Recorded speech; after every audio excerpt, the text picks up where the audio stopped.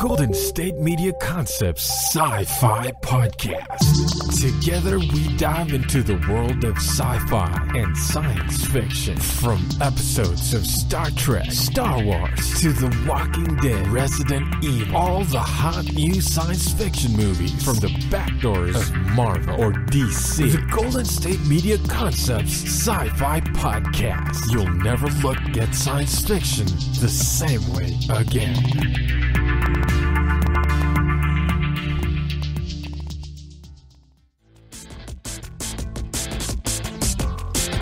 Welcome to the Golden State Media Science Fiction Podcast. Drew couldn't be with us today, so I'm Shay Northrip, and this is Pauline. And we're going to be talking to you guys about some science fiction. So there's a new movie coming out that was, the trailer has just been released, and the name of it is Arrival, and it's a new science fiction movie that's going to come out, and it has the same, premise with the aliens come to Earth, and we're not sure, like it's a spaceship so far that has come to Earth, and we don't know who's in it, what's going to happen, is it going to open, or is there more than one? And so it's just like flying over. Yeah, it's just like hovering over from what it looked like in the trailer, just like this field, this open field. And it's kind of funny because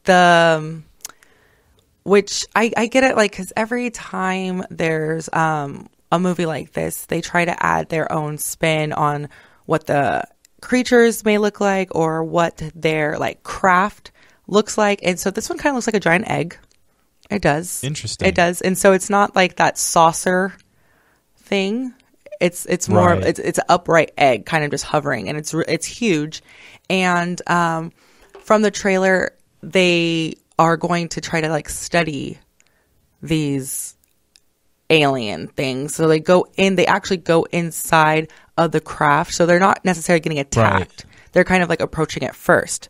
So, which I'm kind of excited to see, because I kind of like when we don't know what they look like or what's going to happen first. Like, we're not getting attacked. Like, I like sci-fi movies that start like that, where we kind of go and try to investigate it first.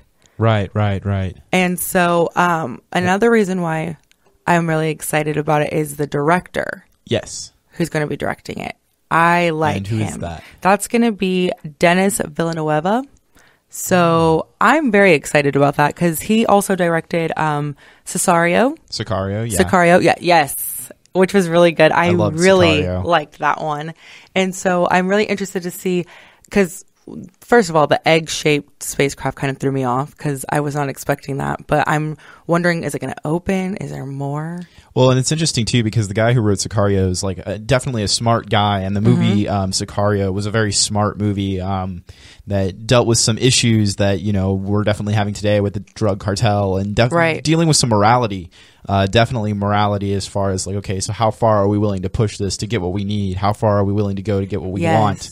Now, I think it might be something similar with this movie as well, where we might be seeing, so we have these probably leader figures that are probably going to have to try to decide, okay, so should we just blow this thing up, or should we go and try to dissect it and study it, or should we go and try to be friendly?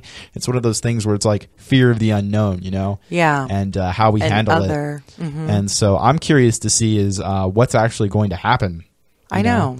Like, are these things evil? Are these things going to kill us? Or are we going to be the big bad guys here and, draw first blood? Are they going to retaliate? Like, it's very, very exciting. It's very exciting to see good science fiction movies coming out these days, because for a while, up until more recently, there's been kind of a lull, I agree, yeah.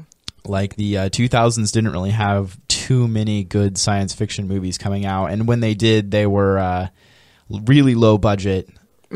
So it's nice to see that this decade so far has been doing a really good job with like Guardians of the Galaxy and I did like that Ex one. Machina and a lot of the other things that have been coming out. I mean, I guess you could honestly say that almost any Marvel movie or DC movie is science fiction in some way. I think it's going to be really good, and I am too excited to see how the moral side of it too, because they always try to add that in as well. And so I'm interested to see. It looks like it's going to be a female lead as well, which will be kind of interesting. She's a linguist, so she's not actually like in the military or anything. It's from a different side. So how you were saying, like the smart movies like that. Right. Well, in Sicario's lead protagonist was female as well. You know, it's really interesting. Science fiction always seems to be like the leaders as far as like strong female characters and, you know, different races being characters. I mean, right down to what was it in the book Starship Troopers, not the movie, but in the novel Starship Troopers, the main character is Filipino, and they didn't even bother to bring that up until like halfway through the book. Right. And that book was written in like the 1950s. So when, they're you know, really like, forward on a lot of fronts. Yeah. So science fiction's usually trying to move things forward in a very progressive way. And, you know, it's nice to see that we're getting a lot more stronger female characters that aren't just trying to be, you know, your Arnold Schwarzenegger type characters. Like, I mean, I don't know about you, but Michelle Rodriguez just bothers me. Yeah. Like, you know, people are like, oh, but she's a strong female character. And I'm like, no, she's just a man. Right. I don't know. I could be wrong. That could be something I shouldn't be saying. But, you know, that's just how I feel about Michelle Rodriguez. So luckily we're getting some like actual strong female roles and not just, you know, busting down doors with guns. Exactly. That is true. Yeah. So I am looking forward to that. That's set to release actually in November. So, oh, really? So yeah, so fairly soon, which is going to be really nice to see soon. I'm really excited from about Sicario to doing something else. Like usually some directors like take a few years, you know, but yeah, I'm stoked. I'm actually going to go see that. I'm really excited for that one. I'm hoping that it's a lot of action and not too much on the heartstrings. Like, I'm hoping that there's war in it. Like, I really am. I'm hoping that they come. I really am. Like, I'm hoping that the other, whatever is in that egg comes out and that there's a lot of them. They've been plotting on us for a while and they're taking us over. Interesting. That's what I want to happen. You can't see us in the room right now, but I just kind of like made like this really like weird face. Like, I don't think that's how it's going to turn out at all. I know, but I just like when, okay, for instance, I think it was 18 Cloverfield. Right. Where at the, in that movie, it wasn't enough for me. I didn't see, because that's the second one, right? Mm-hmm. The first one's the one where it's the shaky cam running around. Yes. And I actually really liked the first Cloverfield, and I am not a big fan of found footage films, but I actually enjoyed Cloverfield. Right. Mostly because, like, at the end of the movie, you kind of find out, spoiler alert, that the alien is just like an infant, you know? Yes. And then in the second one, this, like, 18 Cloverfield Lane, it just bothers me that they're in that little bunker. That's fine. And they're showing things happening outside every once in a while that it's like terrible outside. And so she's freaking out because she feels she has to stay in there. Not a problem. And a part of me throughout watching that movie, I was like, okay, this is a set, like, this is not real. Like, you know, like what's happening outside, there's nothing happening outside. It's just like a psychological thing. But then she eventually, of course, breaks out. That's fine. And there is like an alien thing out there hunting like them. And it's, of course, hovering over in that general area. Right. Because it's nowhere else, of course. And she just defeats it by, like, she easily defeats it in like less than a minute. And she just like throws, I think it was like an alcohol bottle up the middle of it so it explodes. And I'm like, really? I waited the entire movie for her to just defeat it on her own. So this is a sequel to Cloverfield, right? I haven't actually seen Cloverfield 1818. Okay, so I'm not sure. Okay, that's the thing, because it's the same people that made this film, but then the second one is just like, so I don't think it's necessarily like a sequel. It's just like, and that's what kind of threw me off too, because I was like, Cloverfield Lane, I saw the first one, it's totally different. And it's just like, I did not like it. And that's not the kind of sci-fi movies that I like. I like... Well, I think with this one, it's probably... If there's going to be war, I think the people are going to start it, you know? Ooh. Or, you know, it's going to be one of those things where it's like, oh, look, people are bad. Yeah. Look what we did. Oh, man, we shouldn't have been messing with them. We should have just left them alone. Left them alone. And because of... just watching Sicario and knowing some of the politics that this director has, I feel like it's going to be kind of more of a statement on like illegal aliens and like immigrants and stuff like that. Kind of like District 9 was. Like I feel like it's gonna come into that thing where it's like we should be more hospitable to our neighbors, and be a little bit less scared of everything. I think that's kind of the direction they might be taking with it. But then again, like I could be wrong. Like it could just end up being. But knowing this director, it's probably not just going to be Independence Day, Oh yeah, Independence Day. I like that one. I like Independence Day too, but the first one. I didn't see the second one. I didn't see that second one either. I probably will watch it on DVD, but that did not look. That's not. It never reached my like priority list for must go see this in theaters. I agree. I very much agree. I pick and choose my theater movies wisely. Yes. Because I have walked out of the theaters depressed on more than one occasion. Aw. Yep. So it looks like we're coming up on a break, and so we'll be back pretty soon. Enjoy these messages. Tired of searching the vast jungle of podcasts? Now listen close and hear this out.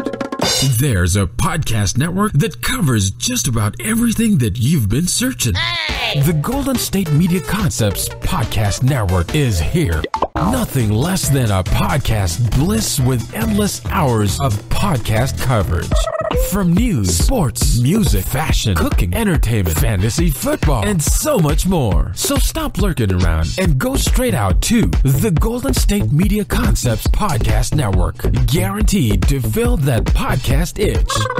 Whatever it may be. Visit us at www.gsmcpodcast.com. Follow us on Facebook and Twitter, and download us on iTunes, SoundCloud, and Google Play.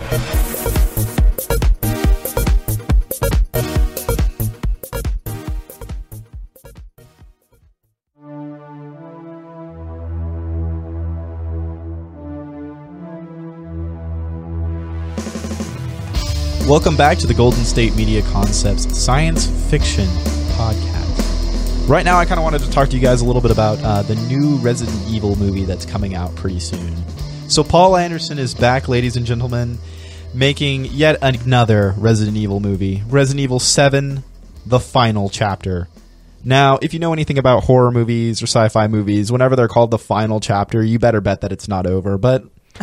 Here at Golden State Media Concepts, we are hoping that it's almost over. I am really not looking forward to this at all. So I'm going to read the synopsis a little bit for you. Picking up immediately after the events of Resident Evil Retribution. Oh, that's even the title of that one. Humanity is on its last legs after Alice is betrayed by Wesker in Washington, D.C. As the only survivor of what is meant to be humanity's final stand against the undead hordes, Alice must return to where the nightmare began, Raccoon City, where Umbrella Corporation is gathering its forces for the final strike against the only remaining survivors of the apocalypse. In this race against time, Alice will join forces with some old friends and an unlikely ally in this action-packed battle with undead hordes of new mutant monsters between losing her superhuman abilities and Umbrella's impending attack. This will be Alice's most difficult adventure as she fights to save humanity, which is on the brink of oblivion. So you watched the trailer for this, right? Yes, I did. Yeah, what did you think? Okay, so I'm going to be honest, and I'm going to admit the fact that I have not watched any of the other ones. And you know how we were discussing how there's certain movies that are not on our top priority list to see in the movie theater? Yes. This is one of those for me, but I may, just because, I mean, if you go see it, I'll watch it with you, but that's probably about it. Okay, I'm not really, go see it. I don't know. So just a little bit of a history on Resident Evil. Resident Evil first came out in the, mid-90s as a video game. Right. And it was actually pretty revolutionary. One of the first zombie video games. It was actually pretty good. The series itself, the video games, has been good all the way up until arguably 5. I didn't like Resident Evil 5, and I haven't really played much of the ones after that, but from what I understand and from what I've seen and from what I have played, everything after Resident Evil 4 was just not touchable. So I know that they're doing some remakes and stuff like that, and the video games are definitely beloved by nostalgic people everywhere. Well, the first Resident Evil movie came out as a video game, video game movie, and it kind of started that whole trend of video game movies, and it's just gotten ridiculous. There are 7 of these things, and the first one wasn't that good to begin with. Like, I kind of enjoyed it. It was one of my first introductions to the zombie movie genre, but each movie got exponentially worse and worse and worse as the series went. So, like, 1 was okay, 2 was pretty good, 3 was and then 4, 5, and 6 were just, in my opinion, unwatchable. Like, I just could not stand those movies. It got ridiculous. It's no longer a zombie thing, and it never followed the events of the video games. Like, Alice, the main character of the Resident Evil franchise of the movies, isn't even in the video games. Like, she doesn't even exist. Really? Yeah. No, it is not the same. I mean, it might as well not even be called Resident Evil, to be perfectly honest. Every once in a while, they'll pull in a character like, oh, look, this is Leon, or oh, look, this is Claire Redfield. But they in no way resemble the characters from the video games. Now, I'm just going to dissect this trailer just a little bit. So the first thing you'll notice when watching this trailer is that they're using the song Paradise City by Guns N' Roses, which, I mean, just kind of gives you a little bit of an idea about where this is going and how seriously they're taking it. And she's just kind of walking around looking at all the destroyed world, which, I mean, that actually looks kind of cool. And it looks different from the other Resident Evil movies. And then, like, the Hive girl, the AI from the first movie is like, hey, you have to come back to the Hive or everybody and you are going to die. And so she goes, and, you know, and in the trailer, they show, like, her doing this weird flip kick Hurricane Rana thing, like 2 or 3 different times in the trailer. And I'm like, yes, you showed us that footage earlier in the trailer. And then at the end of the trailer, they do that stupid laser thing that they did in the first one. Like, yeah, it was cool for the first movie. And yeah, it was cool. And, like, they incorporated it in Resident Evil 4, the video game. But I'm kind of getting tired of seeing it. Now, Paul Anderson, the director of this movie, is the same director who did Event Horizon, Pompeii, Alien vs. Predator, and I think he had something to do with Death Race. So that just kind of gives you a little bit of an idea about the kind of movie this is going to be. And Mia, the girl that plays Alice, is his wife, and so I think he just keeps making these movies so she stays relevant. I was going to say, so she has a role. I didn't like Pompeii, so...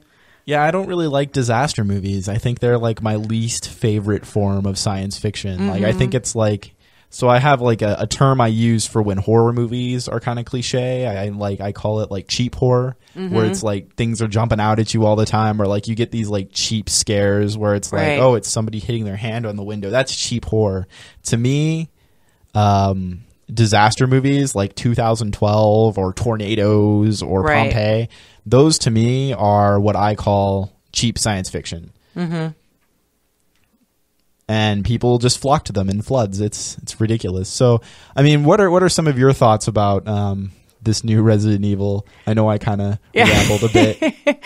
No, I'm actually pretty surprised to learn that it doesn't really follow the video game. Oh, not at all. At all. And so I kind of agree with you when you were saying, like, it shouldn't even be called that. It should just have its own, you know, identity as far as that's concerned. Because if it's not really following the video game, and I can see why some people would not care for that at all. That would bother me. The only thing that really follows the video game in any way is the Umbrella Corporation, which is like the corporation that created zombies accidentally, maybe on purpose. And Wesker, which is like the main overall arcing villain of the Resident Evil series. It's funny because, like, in every single one of these movies, like, I think it was in 4, like, you watch her kill Wesker, but then there's some little tiny thing that, like, maybe hints that he's still alive or he's going to be some super mutant zombie thing in the next one. And it's like, how many times do you got to kill this guy, man? Like, right.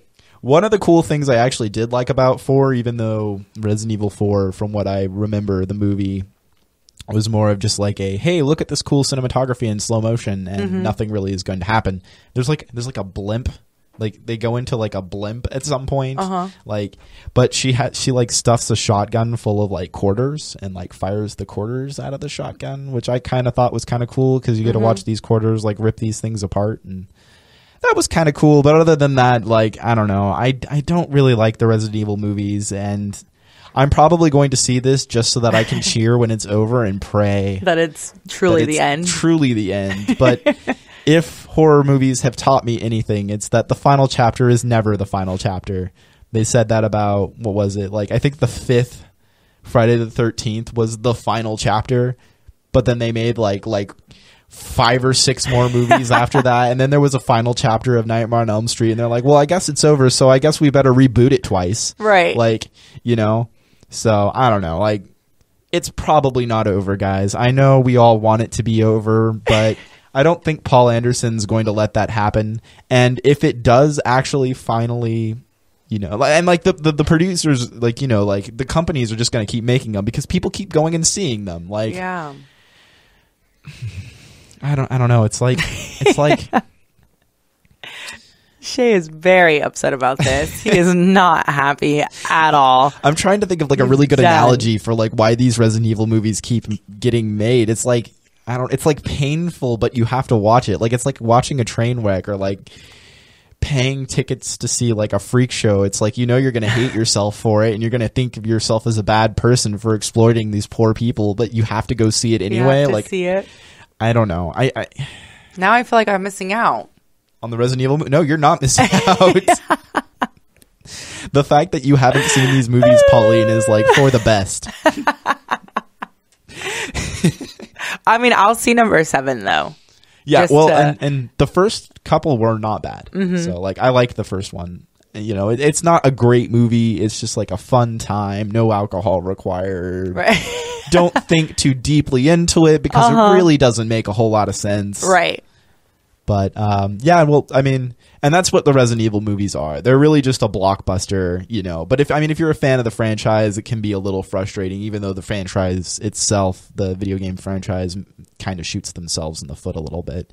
So we are yet again coming on to another break. When we get back, we're going to talk about the Predator movies. Yes. So stick around.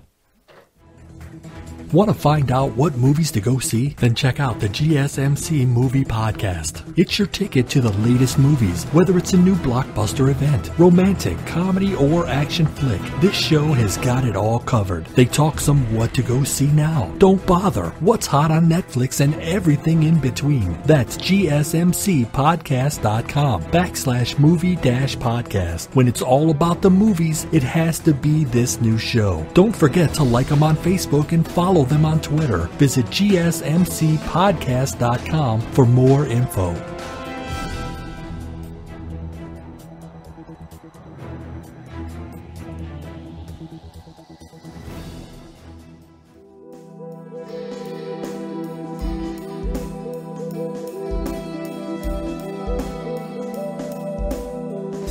And we're back at the Golden State Media Concepts Science Fiction Podcast. Now, there's something I kind of wanted to talk to you guys a little bit. It looks like we might be getting another Predator movie by 2018. It's been announced. Now, the director is Shane Black, who has directed Iron Man 3, Kiss Kiss Bang Bang, and if you haven't seen it, I highly recommend it, The Nice Guys. Now, Shane Black is no foreigner to the Hollywood world. He was one of the writers for the Lethal Weapon series, which I find is really interesting. And so he's come out and said that he's kind of tired of how like the Predator movies have kind of been a low budget, you know, not so good in the last couple years. Like it went from like a franchise that was actually, that could have had a lot of potential, and I would have liked to have seen some good stuff come out of it, to just kind of like a little cheesy deal. And so he says he kind of wants to revive it and bring it back. And he's like, the only thing we know about it right now is that it'll be in color. So right. So there's nothing really, like, we don't know anything about it. We don't know what it's going to be. I don't even think Shane Black knows what he's going to be doing with this. But I'm kind of excited because, you know, he has proven himself to be a pretty good writer, and with the last couple of movies, he's done a pretty good director. I mean, you can argue about Iron Man 3 all you want, but some of his other stuff in his track record has been pretty good.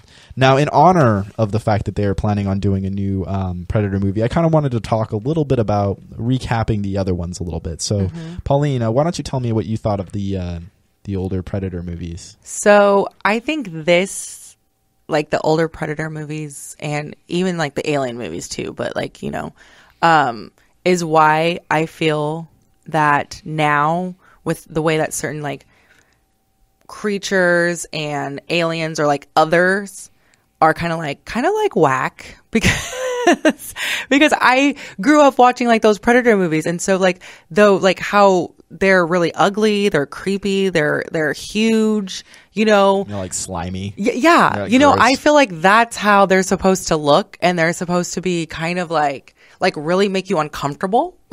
Yeah, and sure. you know, and so that's one thing that I really do remember from the movies, especially like growing up, was seeing those and kind of like freaking out being like younger. Yeah. But then also like now that's one thing that I'm excited to see how it's going to be for this new one coming up. Yeah, sure. With all like the different, like the technology and things that we can do to create them. I hope that I don't know. I think I'm looking really forward to what they're going to look like. Yeah. Well, they probably won't change it up too much, but I mean, it'll probably be like more modernized. Revamped up. Yeah. That'd be pretty cool. Yeah. We actually had a conversation a little bit on the break about how like now alien movies are kind of like weak as far as the creatures go. Like back in the day, they used to like build the suits and like, you know, they were these crazy alien suits and these gross monsters. And then now we're just getting CGI grays, like the grays. Yeah. And it's kind of, And like they were even saying, I was reading up on it a little bit, like with the suits for Predator, they couldn't even like see out of them. So yeah, most of the time. Yeah. Yeah. And things like that. I think that's actually pretty cool. So well, the coolest thing I think about the Predator movies, especially the first one, I liked both 1 and 2, and I haven't seen Predators. I've watched the Alien versus Predator movies, and they're a little cheesy. I may be one of the few people that thinks that. I know I had a lot of friends growing up, and I still have a lot of friends who loved AVP. Yeah, I like AVP. Not a big fan of AVP. I liked it. I like certain things about AVP, but I think that there's some things they could have done differently. But either way, the cool thing about the Predator was it was a group of rough, tough, ragtag American soldiers. And it was like, you know, you thought this was going to be like a Macho Man movie because you had Jesse Ventura and Carl Weathers and Arnold Schwarzenegger running around the jungle. And like, I think like that Jesse Ventura like openly carries a Gatling gun. Like, I mean, like, you know, it's a little bit ridiculous. And so then you have this like creature who's like invisible and hunting them, whereas they should be the hunters. You have this thing tracking them down. And you know, there was a big like kind of a little bit of undertones on like hunting, because the creatures would only kill you if you had weapons. And then, so like the biggest and dumbest thing about the Predator, and this is something that I still can't get over to this day, is the fact that there's a point in the movie, like in the beginning of the movie, they're moving through the jungle and they find the people hogtied and skinned and hanging upside down. Oh, and they're like, you know, and then they realize that the girl wasn't killed because she didn't have a gun. And they openly state it to all of the characters, like, he kills you if you have a gun. And then they keep walking with their guns. Nobody puts their gun down. Nobody is like, okay, so this thing would leave you alone if you weren't trying to shoot back, but you have to try to shoot back, and so all of you ended up dying. Like, honestly, I'm pretty sure if they would have just like put down their guns and sang Kumbaya, they could have walked to the helicopter without any problems. Now, I don't know if maybe they were worried about some of these like gorillas and like the other the other bad guys that they were shooting down in the beginning of the movie, you know, if they were worried about that. But I mean, like, I don't know, when it comes down to like a group of, you know, other soldiers or an alien that's invisible that shoots lasers at me and skins me and hangs me upside down, I might put down my gun just so that way. So that's the biggest flaw in that movie. But I mean, I think the coolest thing about it was like the ending. There was that big climax where like Arnold Schwarzenegger realizes, oh man, like if I'm in the mud, if I'm covered in mud, he can't see my thermal imaging. Right. So he can't get me. And so he like hunts him down with like primitive weapons and stuff like that. And it becomes this like battle of like the hunters, you know? And that was pretty cool. And like at the end of the movie, you've got the Predator and him and Arnold leans over him and's like, what the hell are you? And the creature replies back like, well, what the hell are you? Like, right. You know, so it's kind of one of those things where it's a situation where it's like, oh yeah, to them, we're probably these ugly, savage, primitive creatures, you know. But and when I first watched the movie, I remember thinking that the alien actually said, just like you, which I think would have been so much better. Ooh. If the alien had said, just like you, right? That would have been like, bruh, like yeah, hella deep, right? Yeah, yeah, really. Now the second one, let me see who was in the second one. The second one has Murdoch from a Lethal Weapon. What's his name? Danny Glover. Danny Glover's in that one, and it's a lot more low budget. So there's like a Colombian and Jamaican drug war going on, right? That our boy Glover is in the middle of. I'm just gonna call him Murdoch because I don't remember the name of the actual character in the movie. So, and he basically plays Murdoch, like he's kind of the same character a little bit. And so he's running around trying to figure out what's going on, and then there's an alien that's like dropping in the middle of these Colombian wars and everything, killing all of them, and he's like chasing him down, and it's like, okay, well, honestly, the alien's doing us all a favor. Like, I don't know why you need to chase him down. So at the end of the movie, there's this big climax and everything, and he kills the alien. And spoilers, but if you haven't seen it at this point, like you're a little late. This movie came out in '97. I know, I need to see that one. That's the one I haven't seen. But at the end of the movie, it's really not a great movie, and a lot of people were disappointed with it. I actually enjoy it mostly because of the ending, because at the end of the movie, like the predators see that he killed one of them, and they were like, "Oh, mad respect, man." So like the other predators go and they show him like their arsenal, and they pull a flintlock pistol off of the wall and give it to him like as a trophy. Yeah. And so like probably to the aliens, they've been here. Well, I mean, obviously they've been here forever hunting people, and it kind of shows like the aliens have always been there. But then it also kind of shows like maybe they don't really realize how technologically advanced we've come in the last couple of years, because to them that might seem like a really short amount of time. And they might think of our weapons as just as primitive as they are now compared to their like thermal imaging and stealth camo and stuff like that. So like there's some really good themes in the Predator movies, and I feel like honestly, in my opinion, I like the Predators as a species more than I care for the xenomorphs from the aliens. Although I do really like the alien movies too. They're kind of two different things, but I kind of always had hoped when I was a kid and watching these that the Predator movies would get this big franchise like Alien got, and I was kind of hoping that it would like blow up, but it never did. And it's kind of one of those things where it had a lot of potential, and I wish that and maybe it will in this next movie that's coming out. So yeah, I'm really looking forward to this next movie. I really want to see that one. I'm really like, I think you said 2018, right? Yeah. So we have a little while to go. Arnold Schwarzenegger said that he's probably going to be in this one too. I mean, that's exciting. Right. Oh, he should play the same character. I think so. According to like his website, that's what he was saying. So that would be great, because then it's like, you want to know how to kill them? Yeah, right. I'll show you. So it's going to be good. I'm very excited for it. I'm very excited. I think it's going to be a lot of fun, and it's going to be a lot of fun for like our age group, because, we kind of remember it from growing up a little bit, and then kind of like a new thing for, I guess the younger generation. I guess that's what we can call them. The young whippersnappers to kind of have something too. But I want to watch the others again, over again.